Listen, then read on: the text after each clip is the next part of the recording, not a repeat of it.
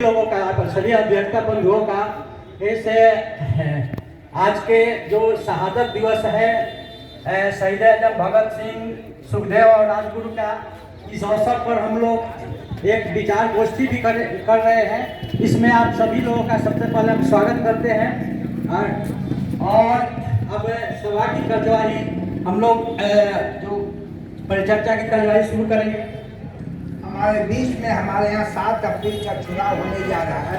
इसमें हमारे बीच में बहुत से उम्मीदवार हैं। अध्यक्ष के लिए राजीव वर्मा साहब हैं, जनरल सेक्रेटरी के लिए 2 हैं। हम किसी खास को प्रोमिनेंस नहीं मिले, इसीलिए स्टेज पर इन लोगों को नहीं बैठा रहे हैं। लेकिन आप लोग आए, बहुत बहुत धन्यवाद। हम चाहेंगे आपके जाकर बोले, लेकिन यहाँ आने के बाद होगा कि हम लोग खास चीज के लिए किए। हाँ, तो अभी सर ने बताया कि बहुत सारे अभी जो तो अभी हम लोग इस पर चर्चा और इस शहादत दिवस के हम लोग शुरुआत करने जा रहे हैं। इससे पहले हम सर जोगेश चंद्र वर्मा जी को हम आदरपूर्वक बुला रहे हैं, तो किया आए मंच पर, तो बैठे और मंच पर तो है ही। और उसके बाद हम उदय जी को, उदय प्रताप सिंह, उनको हम बुला रहे हैं और उनको आमंत्रित कर रहे हैं कि मंच पर आए और बैठे।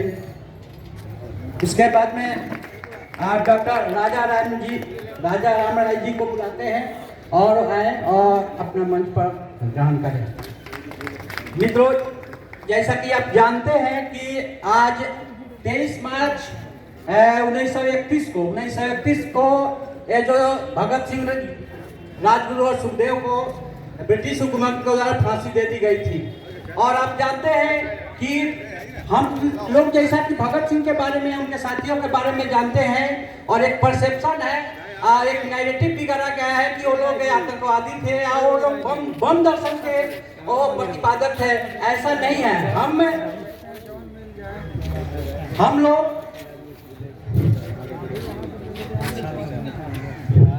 लोग अगर सही से अगर उनके जीवन दर्शन को समझे तो लगेगा कि जो इतनी कम उम्र में, मात्र 23 साल की उम्र में उन्होंने अपनी शहादत दी थी, सर्वोच्च बलिदान दिया था। और उनका जो दर्शन आप देखेंगे तो बिल्कुल पाएंगे कि वो वैसा नहीं है जैसे कि लोगों के परसेप्शन में, बहुत सारे लोगों के परसेप्शन में है। उतने कम उम्र में उनकी जो सोच थी, और सिर्फ यह नहीं थी कि स्वतंत्रता प्राप्ति के लिए उन्होंने था, उसके आगे की उनकी सोच थी और उसके लिए उन्होंने प्रयत्न किया।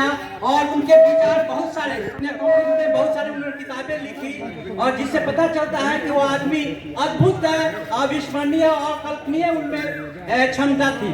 वैसे स्थिति में हम आज उनको याद कर रहे हैं, और उसके साथ साथ हम लोग ये भी याद कर रहे हैं कि बिहार न्यायपालिका का जो स्थापना का 111वां साल चल रहा है, जिसमें हम लोग उसका विश्लेषण और उसमें आत्मविश्लेषण भी होगा, जिसमें कि क्या पाया, क्या खोया। और खास करके हमें इस 111वां साल में वंचित समुदाय का मतलब, हम लोग बात हुई थी कि वंचित समुदाय का मतलब यह नहीं होगा कि किसी के विशेष समुदाय या किसी विशेष जाति से संबंधित है।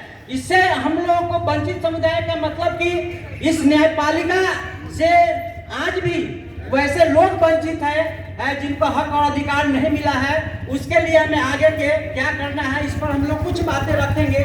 और इस पर भगत सिंह का विचार बिल्कुल था कि हमें कैसा होना चाहिए, कैसा समाज होना चाहिए, हमारा कैसा देश होना चाहिए। और उसमें न्यायपालिका भी है। लेकिन बड़े दुख के साथ कहना पड़ता है कि 111वां साल के बाद भी भारत में न्याय जो है, जो कहा जाता है एक्सेस टू ऑल, सबके यहाँ नहीं पहुँच पाया है। आज भी न्याय के लिए लोग दर भटकते हैं। ऐसी स्थिति में आज हम लोग उस पर कुछ अपने विचार व्यक्त करेंगे।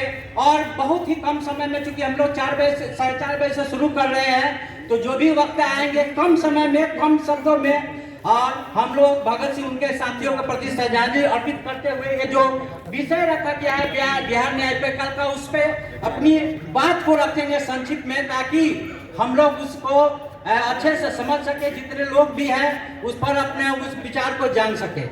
तो इसी कड़ी में मैं सबसे पहले विषय प्रवेश क्या है उसके लिए हम राजा राम जी को आमंत्रित करते हैं, वो आए और विषय प्रवेश करें।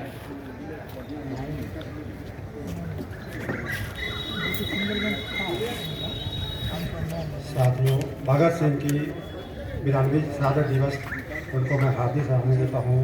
नीत एक छोटा सा है, मैं यह फिक्र है हरदम नई तर्ज ये जफा क्या है, हमें यह शौक़ है देखे सितम की इंतहा क्या है, दहर से क्यों खपा रहे जड़ का क्या गिला करे, सारा जहां अदू सही आओ मुकाबला करे।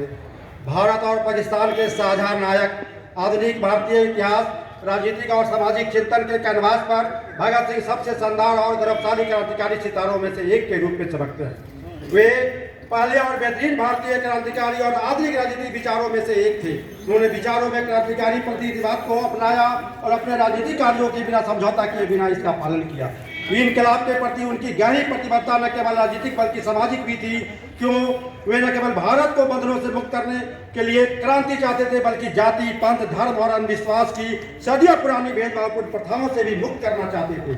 भगत सिंह धर्म को राजनीति से अलग करना चाहते थे। उनका मानना था कि यदि धर्म को राजनीति से अलग कर दिया जाए तो हम सब मिलकर राजनीतिक गतिविधियों की शुरुआत कर सकते हैं।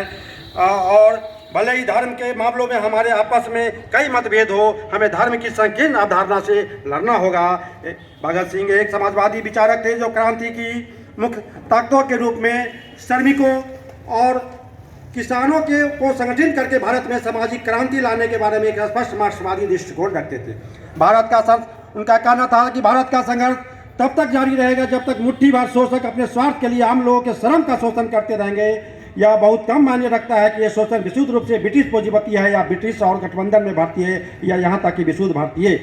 उन्होंने भारतीय समाज में जाति और धर्म के कारण आई दुर्या पर दुख व्यक्त किया था। उन्होंने समाज के कमजोर वर्ग पर किसी का और भारतीय के प्रहार को भी उसी शक्ति से सोचा जितना किसी अंग्रेज के द्वारा किए गए अत्याचार को। आजकल पीली पगड़ी पाने सच्चा राष्ट्रवादी और बंदूक धरे हुए एक नौजवान आदि के माध्यम से भगत सिंह का जो झूठा चित्रण शासक पर प्रस्तुत करता है वह इस बात को और भी गंभीरता प्रदान करता है। आजकल राष्ट्रवाद का एक अलग व्याख्या की जा रही है। शासक कहता है कि मैं राष्ट्र का भला चाहता हूं, इसलिए मेरे प्रति वफादारी ही राष्ट्रवाद है। राष्ट्रवाद शासक के प्रति वफादारी का पर्याय बन गया है। राष्ट्रवाद केवल गाली देने पर टिका है। कब तक गाली देनी है और किसको गाली देनी है सरकार या सत्ता तय करती है। हालांकि राष्ट्रवाद ज्यादातर सभी तनाशाहों को का मजबूत हथियार रहा है। हिटलर और मुसोलिनी इसके उदाहरण है। भगत सिंह के मानवतावादी विचार श्रेष्ठ हैं, जहां वे लोगों को राष्ट्र का पुर्जा मानने से इनकार करते थे। सामाजिक आर्थिक जंजीरों से मजलूमों की आज़ादी को उतनी अहमियत देते थे जितने राष्ट्र की। आरएसएस से उन्हें संकीर्ण सांप्रदायिक राष्ट्रवाद के रूप में रंग देने की कोशिश जारी है। इसका बृहद पैमाने पर बहुत ही सख्ती से जवाब देने की जरूरत है। इनकलाब जिंदाबाद। और हम लोग न्यायपालिका के जो 111 वर्ष है उसमें हम लोग देख ही रहे हैं कि हमने क्या पाया, वंचित समाज को क्या मिला। खास करके बहुत सारे आज भी कैदी जेलों में बंद है, किसी को जमानतदार नहीं मिल रहा है, किसी को पैसे नहीं है, किसी को कुछ नहीं है। और वंचित समाज के लोगों को खास करके भेदभाव किया जा रहा है, महिलाओं के साथ भेदभाव हो रहा है। यह भी बहुत बड़ी समस्या है। हायर जुडिशियरी में तो आप देख ही रहे हैं कि पूरे हाई कोर्ट में एक भी महिला जज नहीं है। कितना दुर्भाग्य है कि इस हाई कोर्ट में एक महिला जज भी नहीं है। ये सब बहुत दुर्भाग्य की चीज़ है। आज भी हमारी पिछड़ों की भागीदारी 55% होने के बाद ही मात्र 11% है। SC ST 2.8 और 1.3 है। करीब करीब सभी संस्थानों में आज यही स्थिति है। यही स्थिति उन संस्थानों में भी और अधिक दुखद है जहाँ वंचित तबकों के लिए आरक्षण मौजूद है और इन तबकों को रिक्त नियुक्तियों को भरना संस्थानों की संवैधानिक जिम्मेदारी है। आप एम्स का एग्जाम्पल दे सकते हैं जहाँ 1111 फैकल्टी है। सहायक प्रोफेसर के 275 पद था, प्रोफेसर के लिए बढ़ान 92 पद खाली है। और जबकि वहाँ संसदीय समिति का रिपोर्ट आया है कि वहाँ अनुभवी लोगों के होने के बाद भी उस पोस्ट को नहीं भरा जा रहा है आरक्षण से। यह हमारे देश का दुर्भाग्य है, हमारे संविधान का दुर्भाग्य है। और वर्तमान स्थिति तो हम यही कहेंगे कि हमारे देश को कि लोकतंत्र खतरे में है। इस लोकतंत्र को बचाने के लिए भगत सिंह के कदमों पर चलना होगा, धर्म के संकेता से निकलना होगा, तभी हमारा यह लोकतंत्र बचेगा और हमारा यह देश बचेगा, नहीं तो खुद ही खुद में टूट जाएगा। इसलिए साथियों, यही आज भगत सिंह की सच्ची श्रद्धांजलि होगी, उनके कदमों पर चले, धर्म की संकेता से ऊपर उठे, और यही कहकर मैं अपनी बात समाप्त करता हूँ। जय हिंद।